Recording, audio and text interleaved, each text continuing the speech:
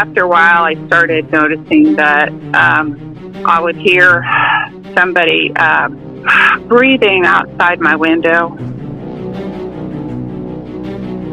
Then I started trying to put it in my mind, what could I be looking at? And because it's not something I've ever seen before. So then I started feeling myself going into shock, which I know what that feels like now. They call it mind speak. He said to me, "It's okay. I'm the one that's been with you. I'm the one that's been watching you." This is the Cryptid Creature Show. I am Brian, and with me as always, my co-host Todd. What's up, buddy?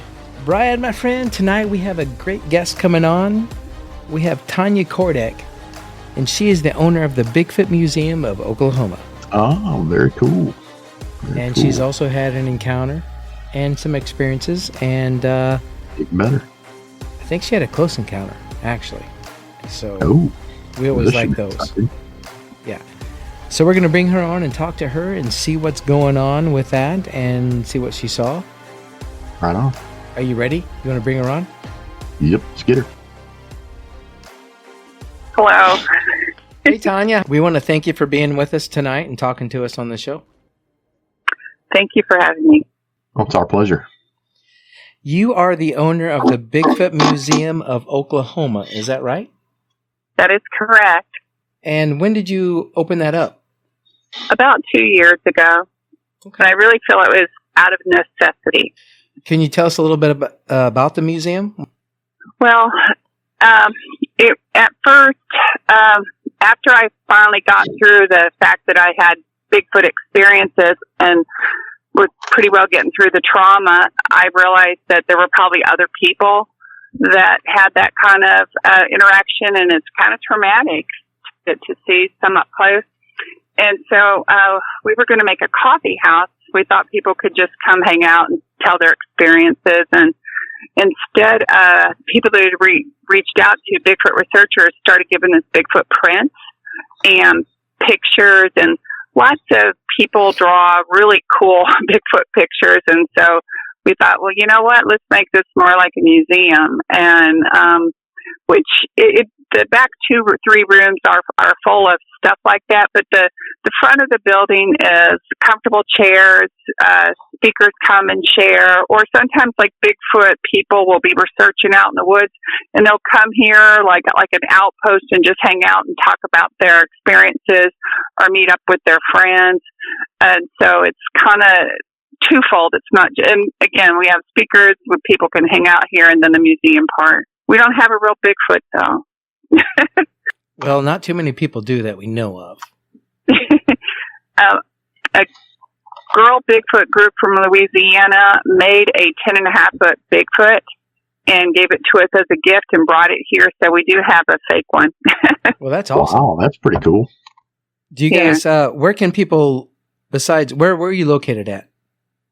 In Tallahena, Oklahoma. It's in southern Oklahoma, southeast. Okay.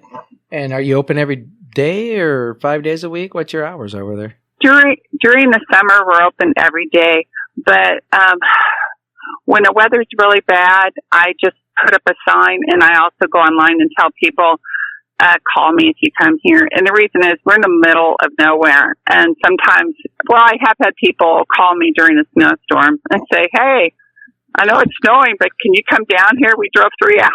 And I'll go, "Okay." But we're always open Saturday and Sunday. And no matter what the weather is like, we come in anyway. During the winter, we have a cozy fire going all the time, so that's kind of nice.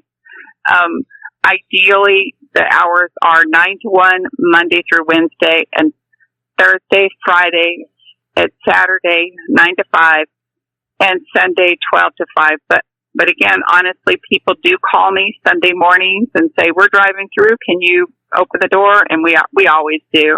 Only maybe a handful of times we just weren't close enough that we could. But we really try to accommodate because it is in the middle of nowhere. So it's kind of like if someone comes 4 hours and didn't tell me they were going to show up, I need to have that door open for them. Well, that's awesome that you do that, honestly. Yeah. What's your name for the 10-foot Bigfoot that you have in there? That's funny you should say that. They've been telling me to do a raffle, or I don't know. I just don't know what they call him. He's a guy for sure, and he's pretty nifty looking. But you can stand in front of him and get your picture. We do not have a name for him. He is creepy looking in some respects. We've had a few little kids cry, but most people just think it's kind of comical and cool. But he is big. He's got like 4 foot wide shoulders. Okay. So can people go on Facebook and look you guys up, the Bigfoot Museum of Oklahoma, and see that picture of him, or do you have to come there? Yeah. In fact, I just did one the other day of his face anyways. And if you go online to Google search, it's advertised there, and people that come in and do pictures of themselves with him, and they post them. So there's tons of photos there as well. So we know you had an encounter, but before we get into that, would you say that the Bigfoot you have at your museum resembles the Bigfoot that you saw? No. Okay. No. I'm told it's more like from Louisiana what they made. You know, they got bookers or bookers or whatever they call them there. Mm-hmm. Yeah. Mm-hmm. Yeah. So Tanya, how old were you when you had your encounter? It was in 2016, so just a couple years back. Okay. Yeah. Why don't you tell us where it happened and what was going on and what you saw? We were from Texas, and we lived in Dallas, and I'd worked in the medical field about 20 years, and my husband and I had an opportunity to come up here and have a picnic at this place called Sardis Lake, and it was so gorgeous. We saw eagles that day, and it's like, Oklahoma has this stuff, and we had such a good time, we decided to go ahead and buy some land and move up here. And we were not pioneer people. We'd never lived off grid. We never did any such thing, but we just fell in love with the place. And so we bought land, and it was almost 7 acres. And we didn't know anything about the area. And when we got here, my husband decided, well, I'm going to truck drive because, you know, what else do you do in the middle of the woods? You got to have a job. And it's not completely isolated, but the mountain ridges is there, and it goes on for probably 20, 30 miles. But the closest town is about 20 miles from where we bought property. And so to keep myself busy, I was always dragging old wood and throwing it into a wood pile, just kind of cleaning up the area. We had 2 small cabins there, and we were fixing them up. And so I was basically outside a lot, and I often felt like someone was staring at me, but I was not used to the woods. So, you know, I didn't know what it was, except that I wasn't used to the woods. And so my husband would leave me alone about 4.5 days out of the week. And I loved it at first because, you know, it's kind of exciting, this beautiful land, and you hear all kinds of wildlife. But I always just went inside at night, and there were people not far, several acres away. But anyways, I wasn't totally isolated or anything like that. And my grandkids would come up and stay with me some, or my kids, and during those 4.5 days. After a while, I started noticing that I would hear somebody breathing outside my window. And when my husband would come home on Monday night, I would hear this individual walk into the woods. And because it happened just like that every time, I started, as I was taking our stuff out of the box, I flattened the boxes and put them between the curtain and the window. And because I just knew somebody was out there, but, you know, I didn't know what or who, I just didn't really know for sure, but I could hear the stuff.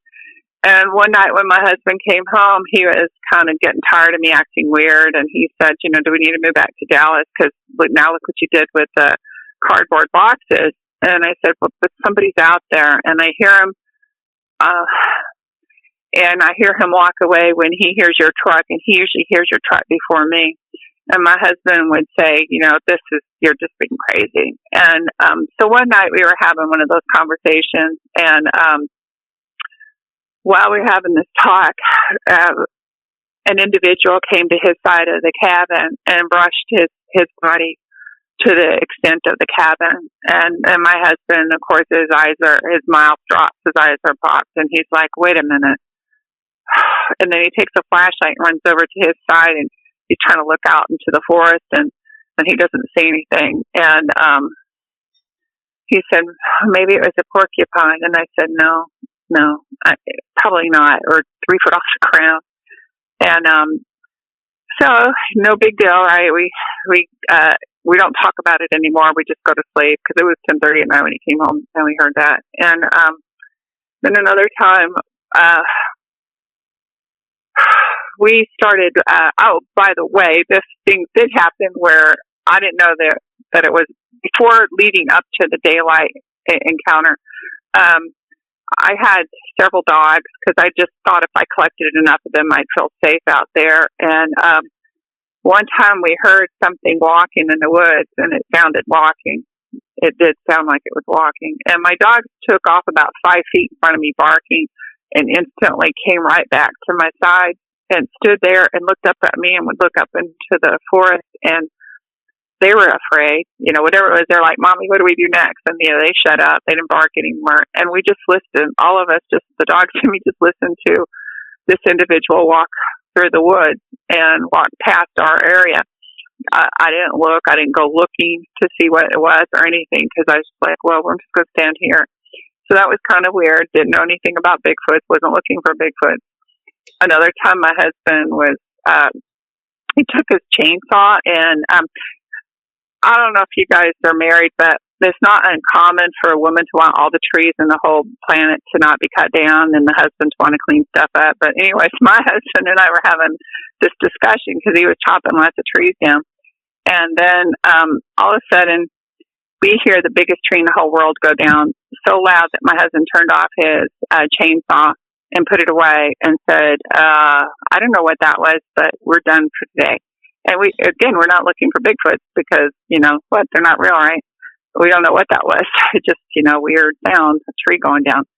And then, so we had little stuff like that. And we didn't know anything about Bigfoot, but we would see rock stacks all over the place. And we'd go, wow, there's people out here in the woods putting rock stacks everywhere. Well, that's interesting. And like this one creek we would climb way high on, there was interesting rock stacks. Yeah. And then another time, we got up in the morning and we went on one of our hikes, a lot of old logging roads. We went, in not even roads left, just huge boulders. And our dogs and us are walking towards the top of this one, old trail. And as we got almost to the top, we heard this scream that is, when people say they sound like, women screaming, well, these didn't. It sounded like the biggest, loudest scream that vibrated your whole chest, and they did not sound like a female at all. And so we're listening to this, and immediately our dogs just automatically turn around and start running down this old road.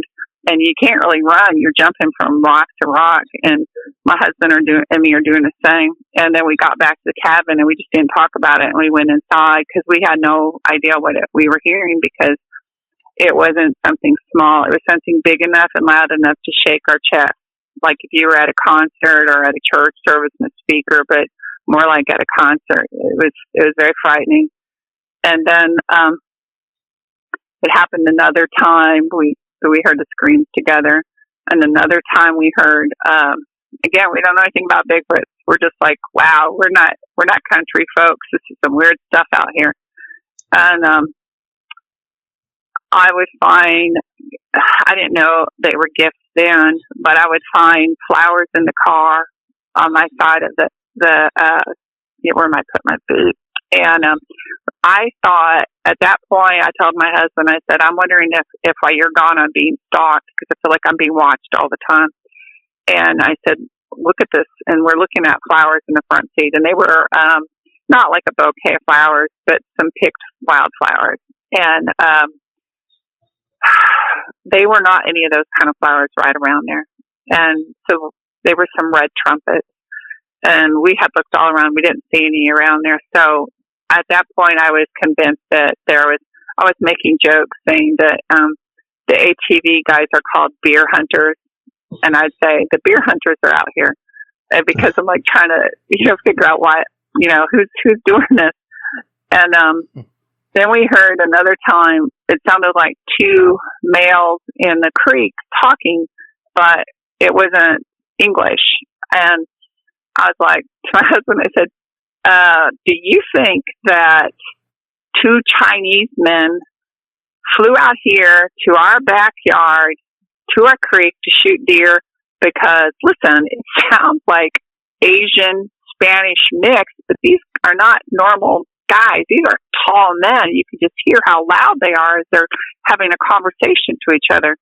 And my husband's like, you're getting crazy. And I'm like, but listen, what is that? And we don't know anything about Bigfoot. We're just like, this is weird stuff. And then, so we had multiple things like this happen. And, we also, one time he was gone and, in the middle, it was always around, it was late at night when we heard the most stuff. I had been walking around that day dragging wood to my perpetual fire as I was cleaning up, and I was singing because I'm the only person out there, so I'm walking around singing. And that night I hear what sounds. I had to call my husband. I said, "What am I hearing? Listen to this." It sounded like I said, "It can't be a coyote. It's got to be a wolf." It sounds like it's a howling sound, and it's melodic. And it sounds like it's so big that they put it on the back of a truck and they're driving slowly down that dirt road in front of our property. And they said, well, who does that? Can a wolf carry a melody? And my husband's like, yeah, we're going to have to move back to Texas. You're not doing okay. I go, no, what is this? This is weird. And there's more to that than that, but that was just, I had never heard of anything like this. And of course, I'd get on my phone and I'd try to match up the sounds, and I wasn't looking for Bigfoot. I was looking for wolves, coyotes, anything like that, birds, because I wasn't thinking about Bigfoot. Then one afternoon, it was on a Saturday, my husband and I were having a conversation, and two of our dogs took off on the dirt road to the big creek. And I told him, I said, well, I'll just go there. And so I'm walking and they're way ahead of me, and I start feeling like I'm being watched. And I got pretty close to the creek, but one of my dogs ran and jumped in my arms. And it wasn't barking, it was just in my arms, and that's not a normal thing for a dog to run up and do.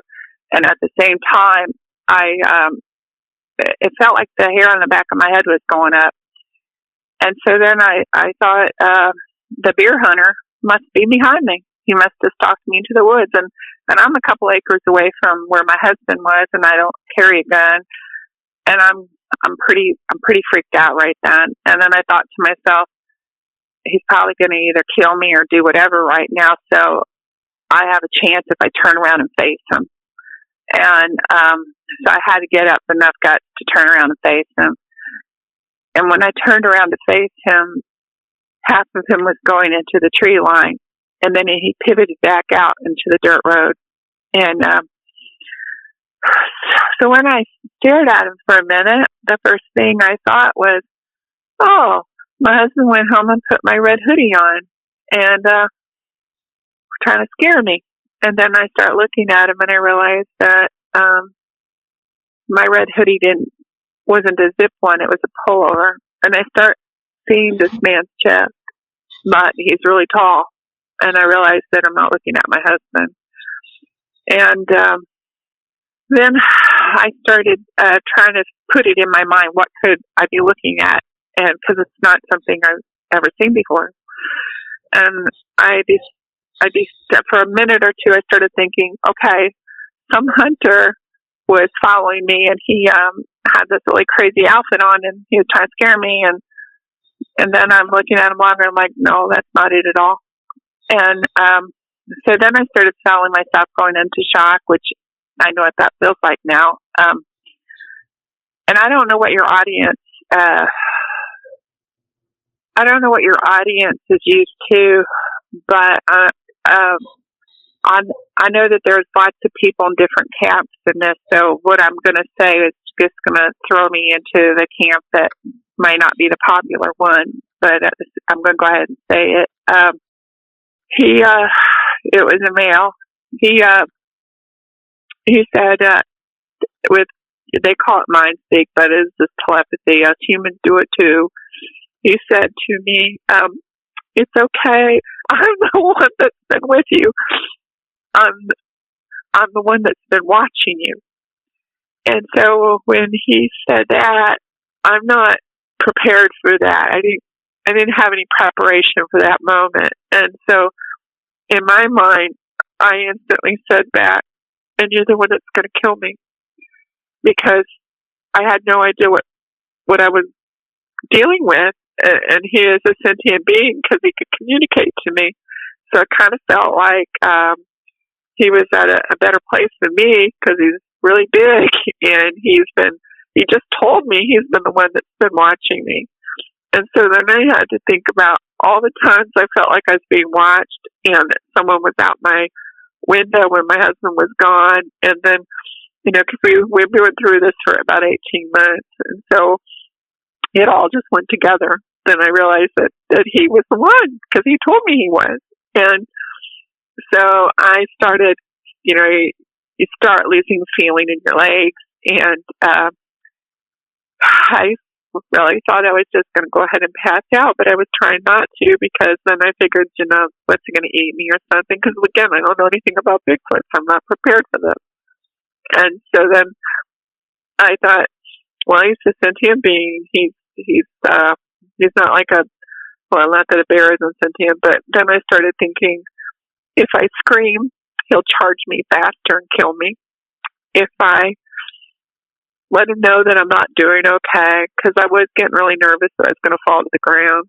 And I thought, well, he's been with me all this time in his clan, that if he knows how bad I'm doing, maybe he'll, let me go. And so I started calling my husband's name, and there's no way that he could hear my husband could hear me, but I thought that maybe this dude would be nice to me, or at least I was trying to communicate to him. So I just started saying my husband's name. I started saying Chuck, looking at him like, I want my husband now. I'm not okay.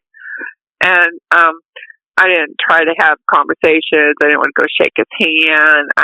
None of that stuff. I just thought that he was going to kill me because I was not prepared for this moment in my life. And so he looked at me a little bit longer. He didn't growl at me. He didn't show his teeth to me. He just stared at me for a while, like to try to calm me down, I guess, but I wasn't calming down. And so then he just went back into the tree line. And holding my dog, who's still in my arms, I walk all the way home, and it's about 2 acres. And when my husband saw me, he said, are you okay? And I said, no, I saw a Bigfoot, and I saw him up close. And my husband said, oh my gosh. He goes, I know you did. I can tell your face. And he goes, so that's what's been around us. I go, yeah. And so since I didn't know where to go with this, it kind of freaked me out that then I started thinking that they must be all around us. And so I got online and I started looking for, like, how can I get help? Because I need to know what these guys are. I need to know, are they going to, eat us or what? Because I knew nothing about them. I wasn't a Bigfoot researcher. With none of that. I didn't even know there was such a thing as Bigfoot researchers. And then I got online and I talked to some Choctaw guy, and he talked to me for about an hour and a half and calmed me down some. But I didn't call that day. That day I was just trying to get back in the house to hide. But when I finally did reach out, he calmed me down and pretty well let me, in his opinion, that they don't really look for us to eat us, and that they're human-like, and there had been DNA studies, and so he just kind of went through the whole thing. But I had called them weeks later and said, I can't go outside because I know they're here, so I'm just kind of scared all the time. And so they invited us to a place where people see them a lot, if it's possible anyways to see them a lot. And we did have Bigfoot encounters with them, and they didn't kill us or eat us or anything. But then 5 years went by, because it's not something you can talk to people about easily, because first of all, you're traumatized because it happened. Yeah, that helped me some, because he told me they didn't eat us, and it's not unusual for them to be around women and children in the woods. And he started telling me that they had DNA studies done, and but anyways, I was still afraid to go outside. And he finally invited us to a thing up there in Hanobi to go in the woods for a while. And we had Bigfoot encounters, most definitely. And we had witnesses. They came and did their eye shine thing, and a juvenile went up a tree in front of us. And we did have all the different vocals, but I still was scared of the dark. And those, to reach out to people that don't understand that this stuff is real, they just make fun of you. So you kind of get traumatized twice. You get it because you see it, and your head has been told that they're not real, and then how people treat you and talk to you. And so then, after 5 years, I thought, let's make a coffee house or something where people can come share their experience. And then I thought, I'll also bring Bigfoot researchers to come talk about their research so people can be educated. Since we finally did this, people will come in and walk through, and their family will be saying, oh, this is so funny and all that. And one of the family members will wait and not go out and turn around and look at us and say, my whole family makes fun of me. Thank you so much for this place. And so that is really my goal, just to make a safe place where people won't be ridiculed. And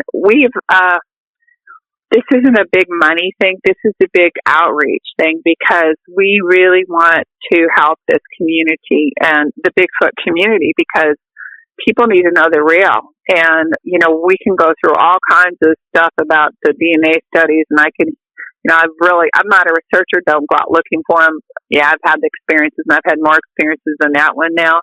It is frightening to me. Somebody said I need to get counseling. I don't think so. I think it's a healthy thing to be concerned about an 8-foot dude in the woods. And I don't think they're out to eat us or anything. And I think it's very possible that there is possibly rogue Bigfoots, or just like some humans are really bad and want to kill people. And I think it's possible that Bigfoot could be like that. But we have never had, and everyone I've talked to around here have never had a bad encounter. When they throw a rock at you to get your attention, either get out of here or, hey, here I am. And if they wanted to injure us, they could. And so this has just really been a therapeutic thing for me, and I'm hoping it'll continue to be a therapeutic thing for other people. And also, it's really been amazing how many people I've met, including yourselves, that are opening the door for people to see this stuff that's basically been hidden from science, and we're told they're not real, and there's no ghosts, there's no dogmen, there's no Bigfoots, there's no UFOs, and then it's good to have a platform. And so this has been nice. And again, I've met just wonderful people in this, and so. Tanya, that was an amazing encounter. I know it wasn't easy for you, and I can tell that was a very traumatic encounter. Yeah. Being stalked by something, thinking it's a human, right? Telling your husband, who's saying you're crazy, and then you're out in the woods with your dog, and then wow. And then the whole mind speak thing, which we've heard that plenty of times. We don't know what it is, but these things have the ability to talk to people, humans, through their brains somehow, which opens up a whole nother door. But I mean, wow. Can you describe us to us what you saw, like the look of the creature? I mean, well, he this was why I thought my husband had put my hoodie on. When I turned around, he had a cone-shaped head, conical, and he was deep cinnamon in color. And see, this was a shock to me because I still couldn't even place him as a Bigfoot in my head because what little I had seen on television, it's a big black gorilla that screams with, piercing teeth and everything. And so I'm like, well, then what is this guy? Because he had deep cinnamon hair. He was around 8 foot tall, and he was very muscular, and his chest was definitely a man's chest. He had tons of hair on him. His face was not completely covered in hair. It was kind of grayish in color, and he did nothing to scare me at all. No arms up, no growling, no nothing. Just trying to communicate to me. And honestly, it has left me at a place where I wanted to go back and camp there or something to say, hey, I'm not so weird now. I can talk to you, because all the interactions they did, they were nice to us, and the moment of excitement, I freaked out. I'm like, oh my gosh, I can't do this. And so now, years later, I'm like, okay, he really wasn't going to eat me that day. He really wasn't. And so, yeah, he did not look like a orangutan. And when I hear people say that, I'm like, well, they sure don't have them like that out here. His face looked human, but very, very large compared to ours. The nose was not up like a gorilla, down. It is down like ours. His teeth never showed me his teeth. I can't tell you what his teeth look like. When I looked at his eyes, it was just dark looking to me. Now, I'm not so sure if it was part of my shock. Maybe his eyes had color. I don't know. But it was very difficult for me to focus because I was going into shock. But yeah, he looked a very muscular dude in this really deep cinnamon color. And there was absolutely no bad smell. And honestly, by doing this, reaching out to people and hearing people's stories, and I've talked to different researchers, and people can have their opinions, and they're based on their experience or what they think about things. And so it's okay to have different thoughts on this. But all of the interactions we had, there was never once a bad smell, except one time. But other than that, and we don't even know for sure if that was a Bigfoot. I have had people come in here and tell me that I must be lying because Bigfoot smell. And I've asked a couple of the researchers around here how many people told them the bad smell.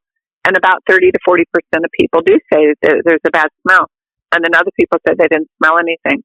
And so I started looking at different primates. And, I'm not saying that they're monkeys any more than I'm a monkey, because then, we're all connected here. But I don't believe in evolution, because seeing Bigfoot, it kind of drops that, because we're all here at the same time. So forget about that one. But gorillas have a scent gland underneath their arms that they'll give off a really bad scent when they want the other gorillas to know this is my area. And so I could see how God could put that in a dude to let the other people or the other Bigfoots know this is my area. Why not? But again, we didn't think, it smells like trash and there's a Bigfoot encounter. That did not happen. One time I was washing dishes, my husband, quick story. They left a squirrel where I was washing the dishes, killed a squirrel, laid it there. And so they broke a huge tree over my really small little garden I had. And I was like, who would go up that high and break a tree going right next to the garden? And I think they were marking it, like, don't touch this one, because there was no reason for that tree to be broken down like it. And the reason I'm saying it is because, that now that I know that they do tree stuff, I start thinking back about all the things they did. And so, yeah, it looks very human, but very large human. And the eyes were dark, and he was cinnamon colored. I asked a couple people around here, and they said that it was common for cinnamon ones to be around here, although there are plenty of people seeing black ones, tan ones, and somebody says they've seen a white one around here. we hear the cinnamon color, the red color, more than we do any color, probably. Don't we, Brian? Yeah. Occasional white one, but yeah, more the red. I asked the question about the smell a lot, and our listeners are probably like, well, every time they talk about a Bigfoot encounter, Todd asks, did you smell it? Did you smell it? The reason I asked that question is because I think that they have a control of that. And if you're not, once you see them, they're like, well, I'm not going to emit the odor unless I want to scare this person off. But mostly it's more infrasound. But it's when you don't see them is when people smell the smell. Or before you see them, they're trying to warn you with that smell. And I think they have control of that. And I think they emit that from their glands in their arms, like forearms. Like a skunk. Yeah. Or a gorilla. But once you're seen, they're like, okay, well, why bother? Why smell bad? Just deal with it. So that's kind of the theory that, I think they have control of that with that odor. I think so too.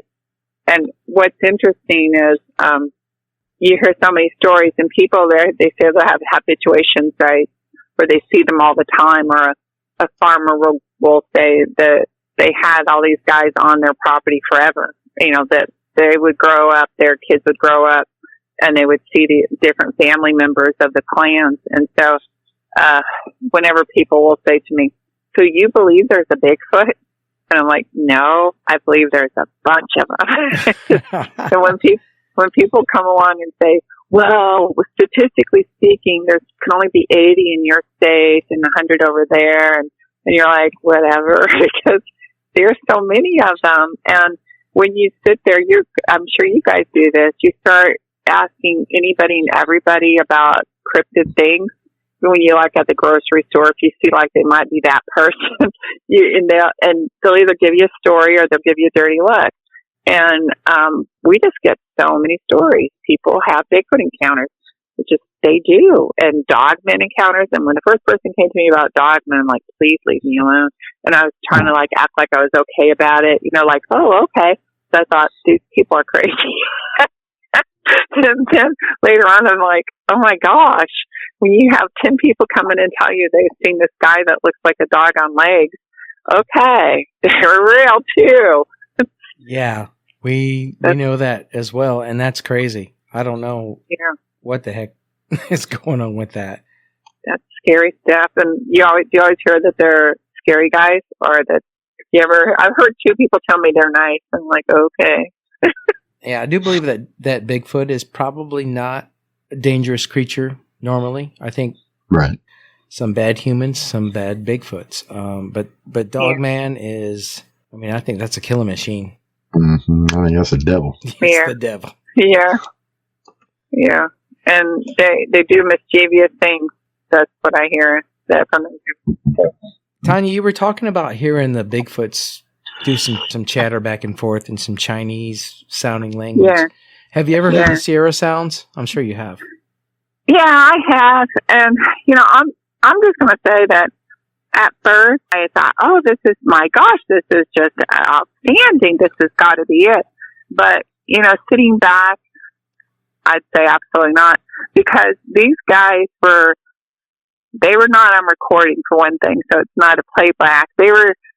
They sounded so masculine, and so it did sound like a language, but it sounded really deep, and it didn't, because the Sierra sounds are cool. Obviously they're cool, but these guys sounded different. They sounded Asian, Spanish mix, deep, huge lungs, and that was deep. It was not. But then, I've heard that they have different dialects, different places, just like we do. So maybe that accounts for that. But it was definitely, again, I thought that I was trying to place in my head, did some rich Asians fly out here to hunt in our woods? And I said, the kicker is these guys got to be tall, huge men. So, yeah, they had a much deeper sound than the Sierra sound. That must be different because, we know that's validated. So. Yeah, that's the thing. We hear that so much when people hear these chattering back and forth.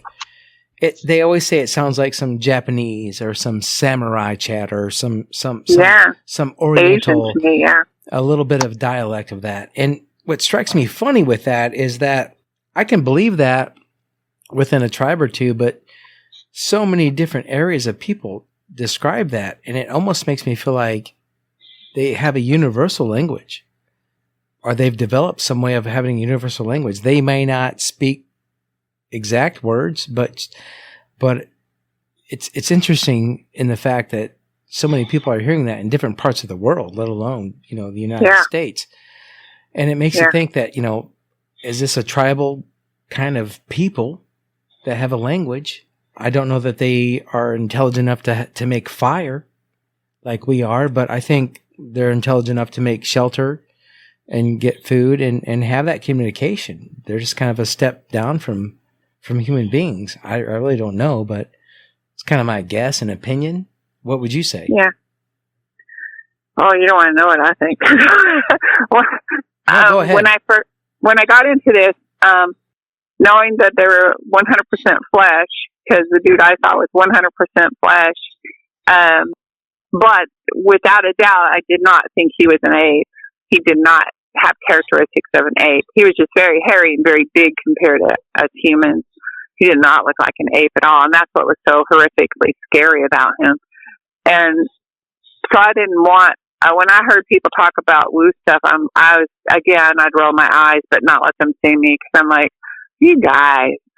But then when you start, when you hear the 18,000th story of them doing supernatural, which shouldn't be supernatural, because, our government has done lots of studies on telepathy. It's not because people do it. And they've been called in to do remote viewing. People have been called in to do all kinds of stuff that we would consider supernatural. So my take, which is just, I'm not a researcher. I meet people, I've been doing this 20 years, I've been 50,000 years, my whole family's done this, and I'm not that person. But from the stories I've heard, and when I look back at and that was my only interaction, but that was my first interaction with them, I would have to say that, and it's kind of a joke between my husband and I, that, we're the hairless ones, us humans, we're the hairless ones. And so if they have like these perfect stealth bodies or persona, they can walk through the woods, they can let us hear them or not hear us. And they could kill us if they wanted to or not kill us. They don't go to hospitals. They don't wear shoes. They don't wear coats. But yeah, some of them die out there and some of them get injured. And sometimes the tracks will show that the foot's been injured. So their flesh and blood can have problems. But then you have this other guy come along and say how the tracks disappeared. But then I found out that certain native groups would do a track where they'd walk into an area, then walk back in their same tracks to try to throw people off. So I don't even know that that's the case. But then, okay, so that question, I didn't say this part because I don't like to say this part, and I didn't say it to anyone until maybe a year ago. When he was going back into the tree line, he, in my eyesight, appeared to me to be pixelating into the tree line so I didn't see him anymore. And so I didn't tell people that either. First of all, you don't tell anybody you had telepathy with them. But to tell them that they kind of reminded you of the Predator movie thing, no, you don't tell anybody that. But that's kind of what it looked like to me. So after listening to everybody's stories and listening hours upon hours upon hours trying to figure out this thing, I would hear other people saying that too. And I'm like, oh, those people are nuts. And then I start dealing with the fact that that's kind of what I saw too. And then I had to admit that that is what I saw. And then be brave enough to share that because that's a huge thing. Now, I'm sorry, they're flesh and blood, they're flesh and blood, they're flesh and blood, but I can't account for what I saw. And so I don't know for sure. Do I think that they have supernatural? I don't think they fly around in saucers. I think that I believe there are portals and dimensions around us. And so, because they've done studies, more UFOs in certain ley lines, more Bigfoot encounters, so all that's very possible. I'm just saying, I'm feeling strongly that a lot of this stuff can be explained because of the natural earth ley lines. Okay. I don't know. It's hard for me to consider a 800-pound dude looking at me, communicating to me, and then turning and then just disappearing. And so I'm going to have to say they're flesh and blood, and I don't know the rest of it. I know that some people, and this might be the case, maybe their spirits linger. And that people are also seeing spirits come and go, because, ghosts come and go. So I don't know. I know there's for sure flesh and blood. I know that there's probably some woo stuff going on. And I have met, and I have really close friends that are in the woo camp, and I have really close friends that are completely out of the woo camp. And I'm not going to be in any camp because what I saw was both. And so, yeah, I talk too much here because it's just crazy stuff. No, you're doing great. Tanya, we have heard this so many times about the predator, the cloaking. I can't deny the fact that this isn't really happening with Bigfoot. So many people have told us this. We've heard this so many times. You guys aren't making this up. And our listeners know this isn't being made up. I don't know what these things are. I don't know if they're of this earth. If they are, they've got to have some kind of, I think maybe that they were put on this earth to be in the woods and to have their powers. We were put on this earth to be in the plains and the fields and have our brain power. They have more supernatural power, maybe. I mean, I don't know. And if they're not, then, they're not of this earth, but they're able to come and go, like you said, through portals or something. But there's no way that thousands of people aren't telling us this same thing and this isn't happening.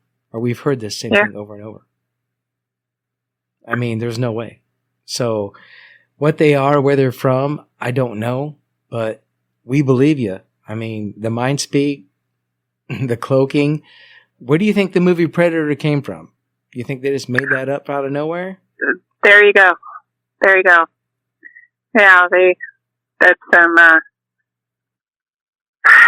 that's exactly what it looks like too. And then, the thing is, it's a joke between my husband and I. We say that, that nowadays you can't be awake at all and not realize that there are things going on this earth that are not good. And so my husband and I joke around and I tell him, I don't have to worry about nothing because I'm going to go let the Bigfoots take care of me and go learn to hang out with them because they obviously do better off than us humans. They can go where they need to go, and maybe they'll get rid of the drones for us and we'll live out there. And so it's kind of a joke, but not, because they're doing a really good job being out there and keeping away from us humans. So if that's where we came from, I'm going to go back there. And if they're the best of what humanity is, and I still want to go there. Do I want to not have the comforts of this home? I don't know. I don't want to be a part of killing humans anymore. I mean, we're not, but so many governments are, and they live out there in peace. Yeah, they eat their deers, and the deers may not think that's peaceful, and people get afraid, but they're really an interesting species if they're not human. The DNA shows they are. I don't know. I know that they have human in them. When it comes to world survival, I mean, these creatures would be the best at it, right? Yeah. I mean, if there was a nuclear war, Bigfoot are going to survive more than humans are. Yeah, go just shift out. They're going to go in their caves or wherever they go. And I'll reference the Bible here and say that there's a quote in there that says, "The meek shall inherit the earth." And I think about that a lot. It's in, I don't know what chapter it's in, but I think about these creatures and it's like, I think sometimes different species were put on this earth to just see who evolved better. They have different, we have mind, our powers with our mind. We can develop rockets and space travel and all that. But these things are just so primitive. But yet when it comes down to survival, they're way better than we are when it comes to comes to being on this earth. You know what I mean? Yeah, they leave less footprints. Well, kind of right. When I first got into this, I spent time with, and I'm being all respectful of everyone. I'm not going to say their names or anything. I went out of my way to have conversations with people that were involved in one of the bigger DNA studies that was done, but I since found out there's been lots of DNA studies done. I mean, I have friends that certain big people lost their hair or their whatever samples. So, but you could pay a couple $1,000s to get a DNA study done.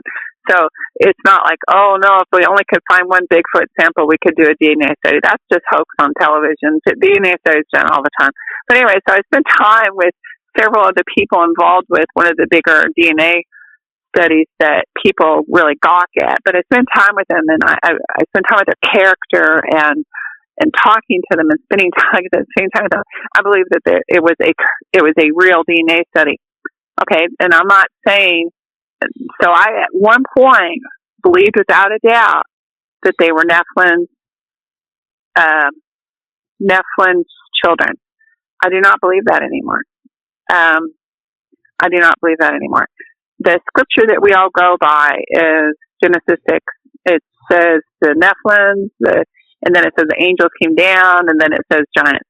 Well, I've heard some really good scholars go through that, and they say we read that from right to left, but it was written to read from left to right. Make long story short, this writer is talking about three different individuals. He's talking about Nephilim and angels coming messing with the women, and then he's talking about giants.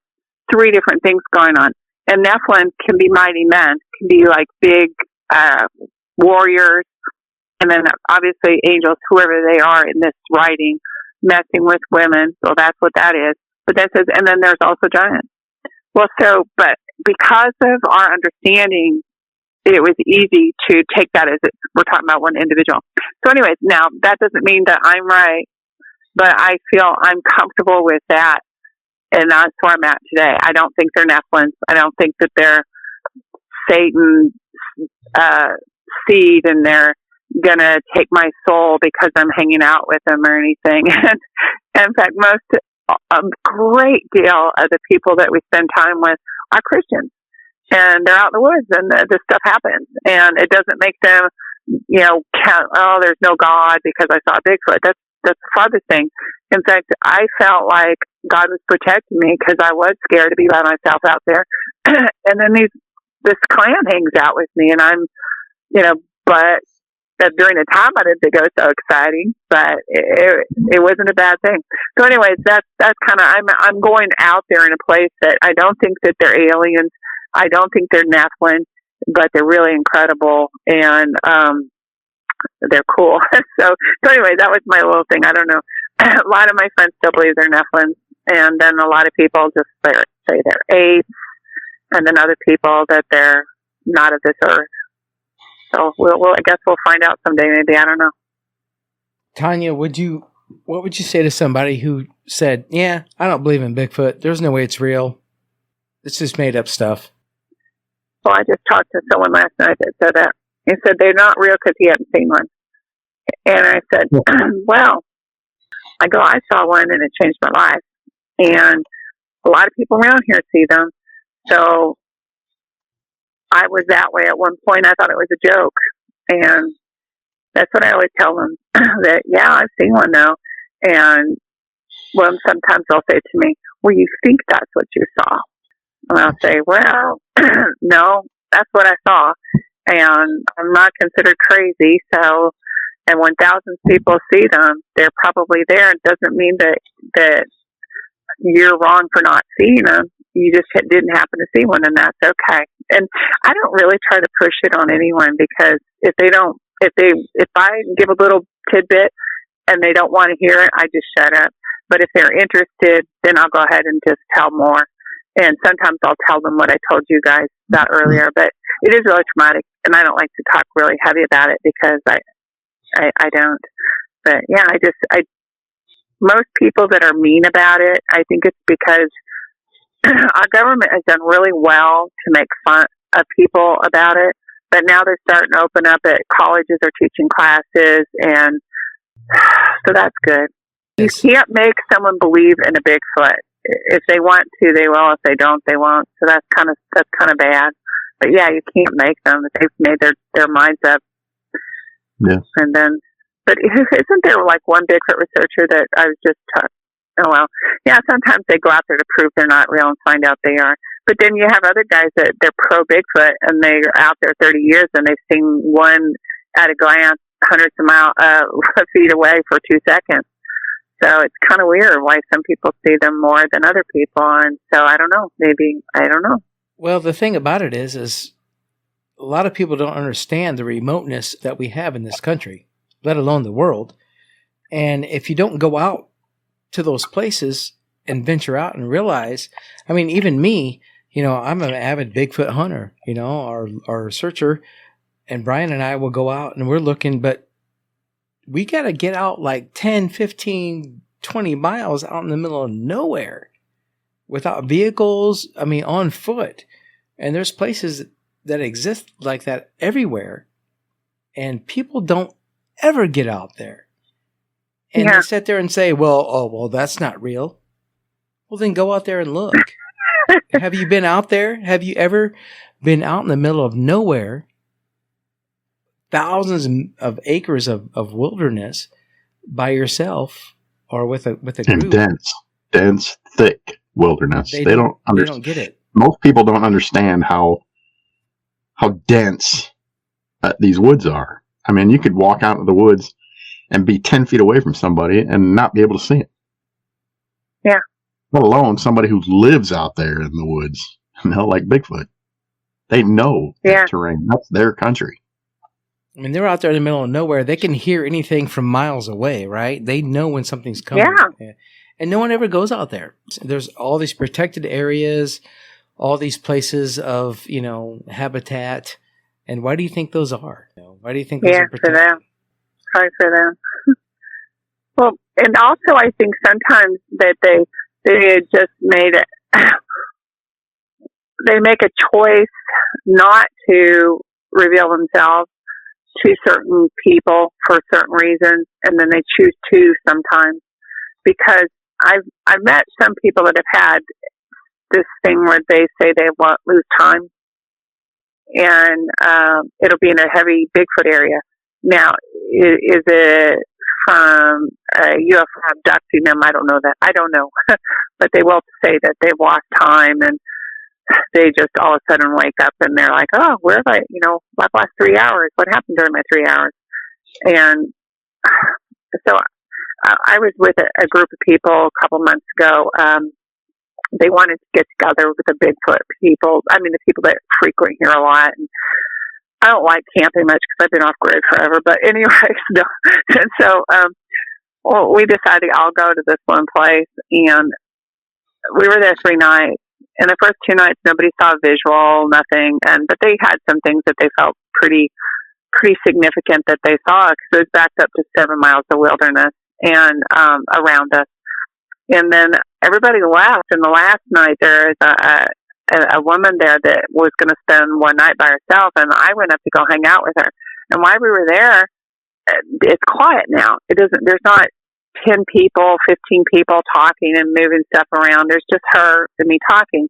We hear someone come out of the valley walking, and of course, she's got guns. I don't carry them, but then my dog starts barking and is going crazy at whatever this is.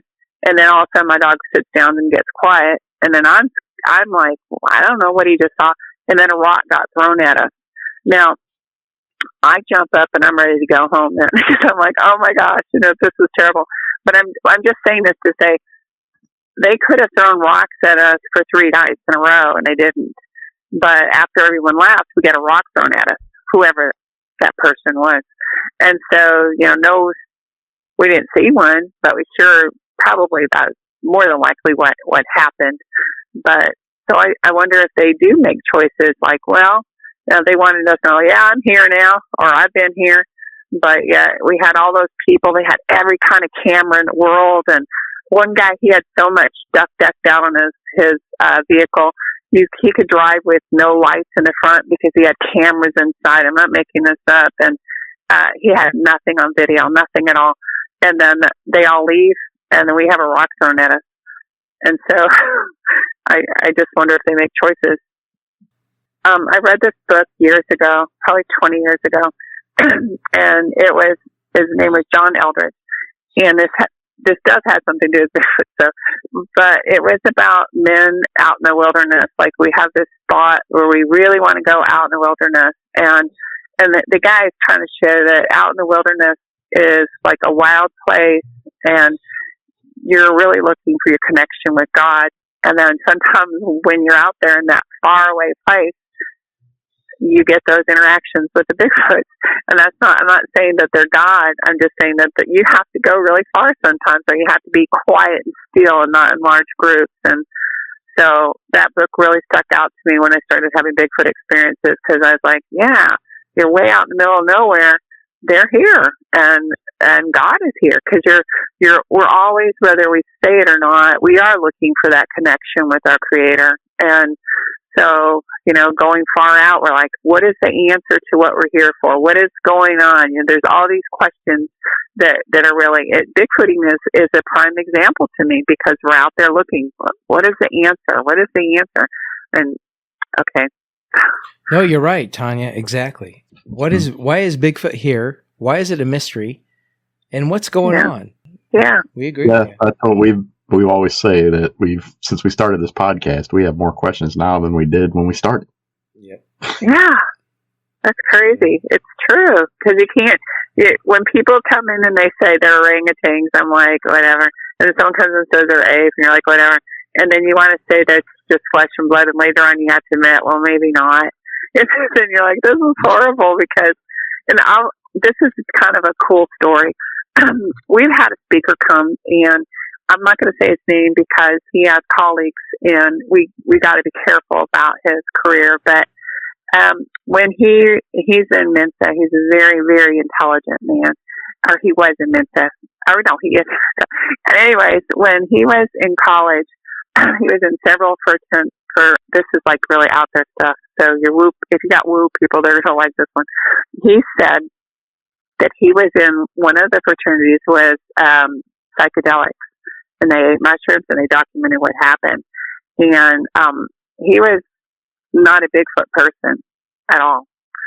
And when he took his dose, he saw a Bigfoot come out of the tree line and said to him, "You think I'm big and ugly, but all I'm really about is love." And then it stepped back into the tree line. And he said for years, that was it just stuck in his head, because it wasn't what he was expecting, and that wasn't part of the deal, but yet that happened. And then, years later, of course, he wanted to get involved with Bigfoot research of some kind, but it was just out of nowhere. Everybody else is talking about trees breathing and stuff like that, and here they documented what he saw, and that was this brief moment in time where this dude comes out and talks about love, and that's wild stuff. There's always an association with Bigfoot and trees, and I don't know what that is. But there's something going on there too. Trees they're just more in tune with nature, and also some trees are portals. Maybe. Yeah, probably. Well, we get our negative iron by hugging them, and I used to think that tree huggers is just kind of a joke or something, but we get our negative iron by hugging them, so it's a help to us. So really? they have. Yeah, it's just like walking with you take your shoes off and you walk on the ground, you discharge negative ion. And so you're getting rid of the junk or the inflammation in your body by walking without shoes, because we weren't meant to walk like this with rubber on our feet. And we could be at a better position if we did that all the time. But, we don't like getting our feet cut. We don't have time to look that well. And plus your feet look really gross after a while. But hugging the tree, it's a big help for your whole nervous system and everything. And Yeah, some I people believe say that. they see I them do going in believe and out that. of the trees. I feel better if I hug a tree. And you don't have to go walking out in the woods barefoot. You can walk in your own grass Yeah. barefoot. Yeah, I do it. yeah. Man. yeah, I mean, we were made the way we Yeah. were made, right? So yeah. It's Not with rubber shoes from. It's us, back to Mother Earth. Bigfoot doesn't wear Yeah. shoes, right? They don't wear shoes No, or no, clothes. they don't, and they're doing good, man. Right on. Tanya, it was awesome having you on the show tonight. Thank you for being here with us. That was. Thank you so much for inviting me. I enjoyed We'll sharing. definitely Thank have you. you back. That's for Yeah, sure. we'd love to get you back and talk about more of our experiences that you heard and other things going on that we can talk Okay. about with it. Thank you so much, guys. All right. Okay, thank you. Bye. Bye. Man, that was an awesome encounter. Those visuals and that close up, I mean, Especially that call. That was a little too close. you could tell though. I mean, through her experience, she was talking. You could tell she was scared. I mean, she was upset. it messed her up. I mean, sometimes we talk to people and they're okay with it, but they get through it. But yeah, you could tell it messed her up, and it would me too. I mean, you're being stalked by something that you think is a person, right? And then you're out in the woods with your dog and you see this thing, and then it mind speaks to you and says, "Oh yeah, by the way, I'm the one that's been looking in your windows." Yeah. What do you do? What does a female, let alone a male, do at that point? It was great having her on. That was. I'd love to get her back on again and talk about some more Bigfoot stuff. I'm sure she has a lot of stories she can tell us. And if you're in Oklahoma, go check out her show. Check out the museum. Check out the conference she has coming up. All right, my friend, it was great hanging out again. Yeah, man. I always love hearing these Bigfoot encounters, don't you? Always learning. Yep. All right, man. With that, we'll get out of here. What do you say? Yep. See ya.